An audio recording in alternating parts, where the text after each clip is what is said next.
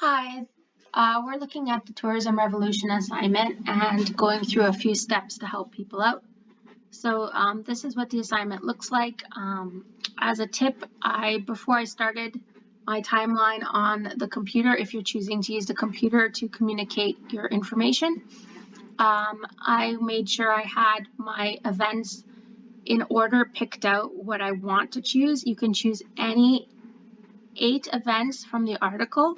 And if you want a level 4, you need to have 2 additional events in tourism's history that's important to the foundation of tourism that did not come from this article. So that would include additional research, okay?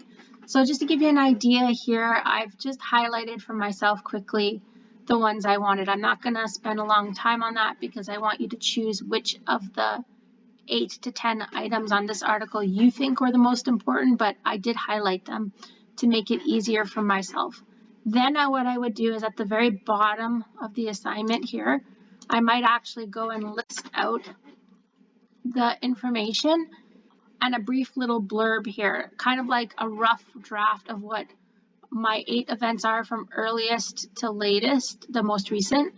And that's it. You don't even have to include a sentence explaining it. It's just listing the events, okay?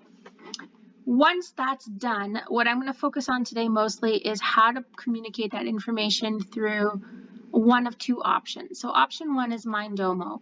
Now, those of you who've never used Mindomo, it's pretty easy. So I'll go directly to Google so you can see how easy this is. Now, notice I am on my TDSB Google account. It will not work if you don't have your TDSB account. But if you do have it on, you should be able to just type Mindomo. And also it's available through Brightspace as one of our links. You click on that and I'm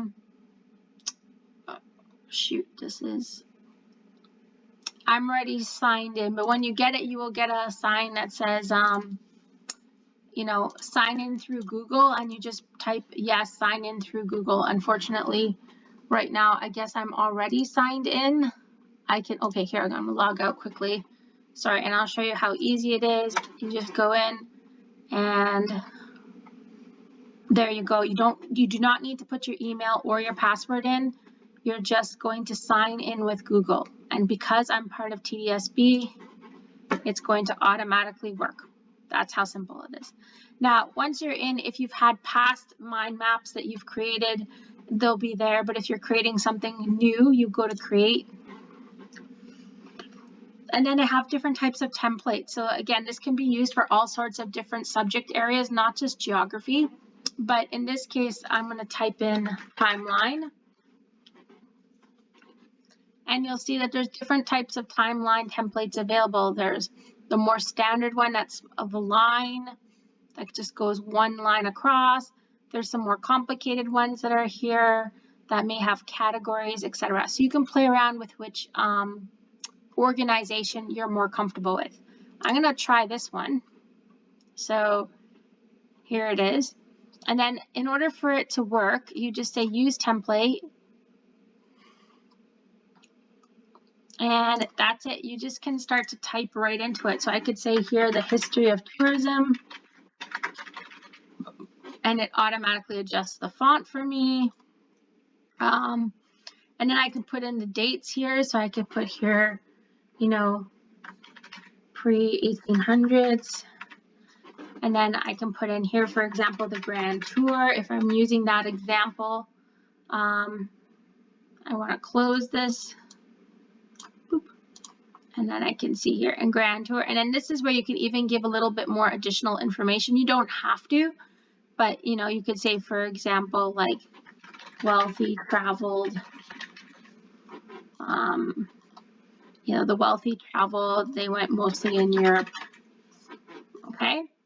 And it gives you a little point form idea. So it's probably one of the mind maps that lets you have more information. And you can see here pre-1800s. If I don't want to have any other events that are related to the pre-1800s, I can just ignore this one here and it will disappear. And then it'll only have one event.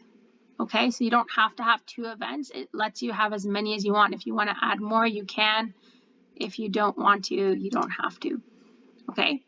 And then you would put the next date on this side here. So if I was doing, for example, the 1800s has the Industrial Revolution.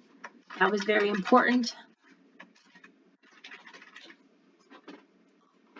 And I can put down some highlights about why that was important.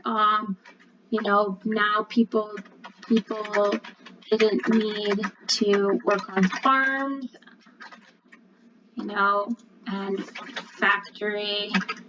We had more wage labor laws starting, right? So we have this idea here of like people not working on the farm, there's more money being made, they can maybe travel and not have to be tied down to their work. You know, who's going to take care of the cow if suddenly, you know, you leave for a couple of days, old Bessie the cow's going to die. So that's not good. So you get the idea, and you can play around with this, and you can always move around things too. So if you decided, you know what, I made a mistake, actually, this is not in the right spot. Look how cool this is. I can move this down here. Now all of a sudden, boom, it's here. I can move it up here. I can switch things around. I can add dates and things to that if I want to. Oops, I'll make it on this side. If I want to, you know, remove it entirely and just have a date, that's fine. I can add things by putting in another branch out. So it really is up to you how much information you want to include in your timeline. So this is the more thorough version. The last thing, because of the rubric, says to, you know, think about color and pictures and images and stuff like that. When you do decide, you can change color. So if I want all the dates to be a certain color, so it's easy to tell it's a date, I can do that. Well, that's a bad color choice because you can't see it. Let's make all the dates red, let's say. So I could do that. Again, just click on the arrow, go to the text, and boom. I can change the font if I want to. Ooh, cool. No, I can't read that. Yeah. You can make it the same, just keep it consistent. And then the other thing you can do as well is you can add photos. So to add a photo, click here and oops. Ooh, we can also fill in. Nice. So if I want to fill in something, let's say I want to fill the background here, I can use the fill bucket by just clicking on it, going to this square here, rectangle, fill. I'm going to fill it brown. Now it's really standing out from the other boxes. Oh, nice. That looks really cool. Okay. And then you can add photos, and I will do that in the next video.